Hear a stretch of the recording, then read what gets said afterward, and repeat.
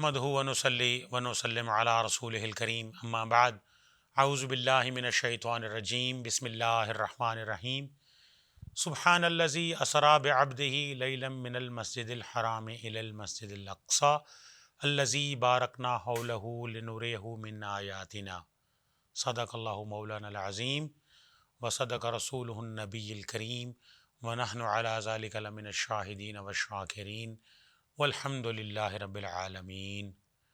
ناظرین کرام، السلام علیکم ورحمۃ اللہ تعالی وبرکاتہ۔ شعبہ علوم اسلامیہ institute of southern Punjab Multan کے پروگرام ادراکیات کے ساتھ میں ہوں آپ کا میزبان سید افتخار علی گیلانی۔ ناظرین، واقعہ معراج آپ نبی کریم صلی اللہ علیہ وآلہ وسلم کے معجزات میں سے ایک بہت اہم واقعہ ہے۔ آج کا ہمارا جو پروگرام ہے اس کا موضوع بھی یہی ہے، واقعہ معراج کی حقیقت اور فلسفہ۔ اللہ تبارک و تعالیٰ نے اپنے نبی صلی اللہ علیہ وآلہ وسلم کو آسمانوں کی سیر کرائی اور مسجد اقصیٰ میں آپ نبی کریم صلی اللہ علیہ وآلہ وسلم نے تمام انبیاء علیہم السلام کی امامت کی۔ اس اہم موضوع پر گفتگو کرنے کے لیے ہمارے اسٹوڈیوز میں موجود ہیں محترم جناب پروفیسر ڈاکٹر محمد معاویہ جلندری صاحب۔ آپ اسسٹنٹ پروفیسر شعبہ علوم اسلامیہ institute of southern Punjab Multan. السلام علیکم ڈاکٹر صاحب۔ وعلیکم السلام ورحمۃ اللہ۔ سب سے پہلے تو ڈاکٹر صاحب میں آپ کو اس پروگرام میں خوش آمدید کہتا ہوں بہت شکریہ۔ اور آپ کا شکریہ ادا کرتا ہوں کہ آپ تشریف لائے اور ایک اہم موضوع پر آپ گفتگو فرمائیں گے کہ اللہ تعالیٰ نے اپنے نبی کو جب اپنے پاس بلایا، ساتوں آسمانوں کی سیر ہے، بہت سے واقعات ہیں، جی بہت سے انبیاء علیہم السلام سے ملاقاتیں ہیں، اور حضرت جبریل علیہ السلام کیسے آپ کو لے کر گئے، تو اس کی حقیقت اور فلسفہ کیا ہے؟ نحمدہ ونصلی ونسلم علی رسولہ الکریم اما بعد۔ سب سے پہلے تو میں آپ کا شکر گزار ہوں اور آپ کے توسط سے آپ کے اس انسٹیٹیوٹ کا یا ہمارے انسٹیٹیوٹ کا شکر گزار ہوں کہ انہوں نے اس اہم موضوع پر گفتگو کرنے کے لیے یہ ایک محفل سجائی اور ایک پروگرام کا انعقاد کیا جی، تاکہ عوام کو اور اہل علم کو اس حوالے سے ہم آگاہ کر سکیں اور وہ مستفید ہو سکیں۔ جیسا کہ ہماری یہ اس انسٹیٹیوٹ کی روایت ہے کہ ہم سب کو ساتھ لے کر چلنا ہے، الحمدللہ۔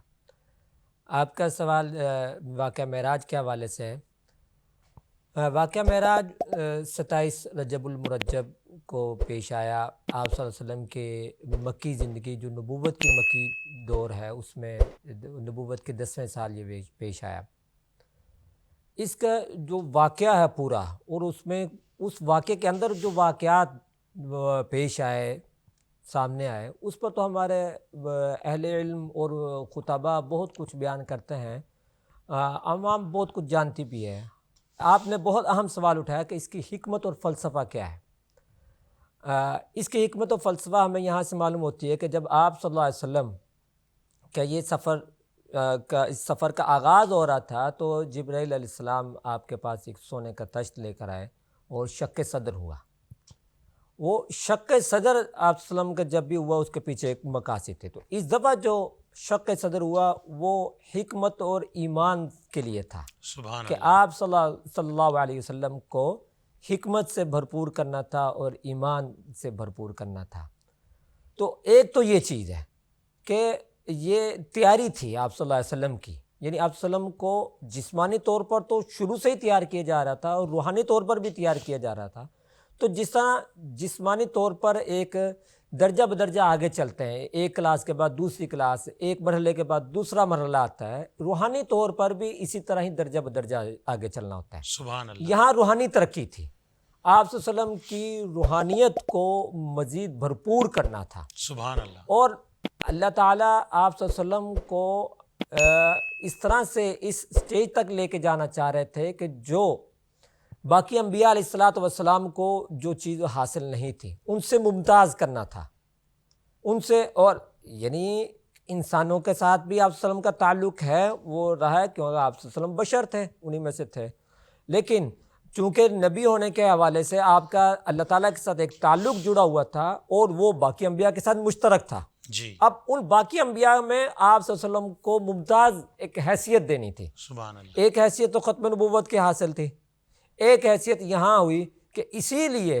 ان کو یعنی واضح کرنے کے لیے آپ صلی اللہ علیہ وسلم کو ان کی یعنی نماز کے لیے امامت کروائی گئی. آپ صلی اللہ علیہ وسلم کو آپ صلی اللہ علیہ وسلم انہوں نے ابتدا میں نماز پڑھی اور پھر اوپر تک لے گئے. یہ وہ مقام تھا یعنی ساتوں آسمانوں کی سیر، اوپر سدرۃ المنتہا، پھر آپ صلی اللہ علیہ وسلم سے اللہ تعالیٰ سے ملاقات، دیدار، یہ کسی نبی کسی رسول کو حاصل نہیں. یہاں میں چھوٹی سی عرض کروں کہ بالکل آپ بہت اچھی گفتگو فرما رہے ہیں کہ کیسے ممتاز کیا کہ حضرت موسیٰ علیہ السلام نے تو خواہش ظاہر کی ہاں جی ہاں کہ اللہ میں آپ کو دیکھنا چاہتا ہوں، اور وہ ایک تجلی بھی برداشت نہیں کر سکے. بالکل ایسے. اور یہاں پہ آپ دیکھیں کہ اللہ خود بلا رہے ہیں، جی ہاں اور اس کا انتظام، جیسے آپ شک صدر کی بات کر رہے ہیں، تو یہ بڑی مشہور روایت ہے جس کا مفہوم ہے کہ آپ کے دل مبارک میں نور بھرا گیا. بالکل ایسے. یہ بڑی مشہور روایت جی ہاں ہے. بالکل. تو وہ دیکھیں نا کہ ایک ہوتا ہے کہ خود آنا، اور جب آپ گئے ساتوں آسمان کی سیر کے لیے، جب آپ گئے تو ہر آسمان پہ جب یہ پوچھا گیا کہ خود آئے ہیں یا بلائے گئے ہیں. جی ہاں جی ہاں. تو یہ ایک تو بڑا بلائے کہ گئے، بلائے گئے ہیں جناب، بلائے گئے کہ ہیں. بلائے گئے ہیں تو پروٹوکول اور ہے. اللہ تعالیٰ کی طرف سے یہ تھا کہ میں ان کو بلاؤں. آپ صلی اللہ علیہ وسلم کی خواہش کا ہمیں کہیں نظر نہیں آیا. سبحان اللہ.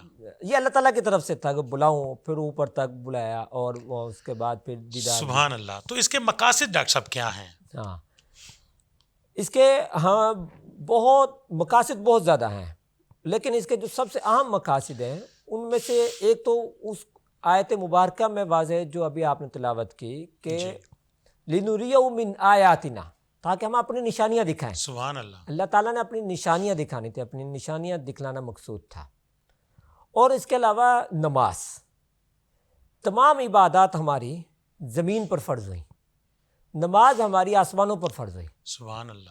اور کوئی کی ہماری عبادت یا اور کوئی حکم ہمیں آسمانوں پر نہیں ملا، آسمانوں سے نیچے آیا ہے، زمین پر آیا ہے. یہ اللہ تعالیٰ نے خود اپنے پاس بلا کر وہاں پر نماز کا تحفہ دیا. جی ہاں. اور نماز یہ اللہ تعالیٰ کے قریب کرنے کا ایک سب سے آسان، سب سے مؤثر، سب سے سریع ذریعہ ہے. اسی لیے کہا گیا نا الصلاۃ معراج المومنین. الصلاۃ معراج المومن. بالکل اسی لیے کہ مومن کی معراج وہی ہے. مومن نماز میں اللہ تعالیٰ سے ہم کلام ہوتا ہے. سبحان اللہ. یہ مناسبت پیدا ہوئی نا. جی بالکل. اللہ تعالیٰ آپ صلی اللہ علیہ وسلم معراج کے موقع پر اللہ تعالیٰ سے ہم کلام ہو رہے ہیں، اور اسی کی نسبت سے مسلمان مومن جب نماز پڑھتا ہے تو وہ گویا اللہ تعالیٰ سے ہم کلام ہو رہا ہوتا ہے نماز میں. تو وہ نماز تو اس کے اندر جو روحانیت، اس کے جو اثرات ہیں وہ تو بے شمار ہیں، اور بھی بہت. تو نماز ہمیں وہاں پر فرض ہوئی. اور پھر قرآن کریم کی یہ آیت مبارکہ جو سورہ بقرہ کی آخری آیت ہے، آمن الرسول بما انزل، یہ وہاں یہ تحفہ بھی وہیں پہ دیا گیا. یہ تحفہ وہیں پہ. اس میں جو ہمیں ملا وہ ملا کہ اس امت کو یہ اعزاز اور یہ انعام حاصل کہ ان کے شرک کے علاوہ باقی تمام گناہ معاف ہو جائیں گے. سبحان اللہ. شرک نہیں معاف ہوگا، بالکل ہے. شرک کے علاوہ باقی تمام گناہ اللہ تعالیٰ معاف کر دیں گے. معافی مانگے معاف کر دیں گے. اور ایسا بھی ہو سکتا ہے کہ اللہ تعالیٰ کا فضل اور رحمت ایسی ہو کہ انسان کو پتہ بھی نہ ہو کہ میرا کون سا گناہ ہے، لیکن اللہ تعالیٰ معاف کر دیں گے. یہ سارا کچھ اس آیت میں بالکل جو اللہ تعالیٰ نے فرمایا، جو لا یکلف اللہ نفسا، یہ اللہ تعالیٰ کسی انسان کو اس کے وسعت سے زیادہ تکلیف نہیں دیتا. یہ پھر دیدار الہی، سبحان اللہ، یہ نصیب ہوا. ہم کلامی یہ نصیب ہوئی. سبحان اللہ. پھر اس مقام اور اس کو تو ہم الفاظ میں بیان بھی نہیں کر سکتے کہ اللہ اپنے محبوب سے مل رہا ہے تو نور ہی نور ہے. ہم اس کو وہ اس کی کیا کیفیت ہے، اس کی کیفیت کو ہم کیسے بیان کر سکتے ہیں؟ جی ہاں. اب اس سارے سلسلے میں یہ جو نور والی ہے، یہ جو کیفیت ہے، اس میں روحانی ترقی ہے. سبحان اللہ. اس میں ہمارے لیے درس یہ ہے کہ ہم صرف مادیت کی طرف نہ جائیں. آپ نے شروع میں ایک تھا نا کہ حکمت و فلسفہ، تو معراج کا فلسفہ یہ بھی ہے کہ صرف ہم مادیت کی طرف، مادیت کے پیچھے نہ پڑیں.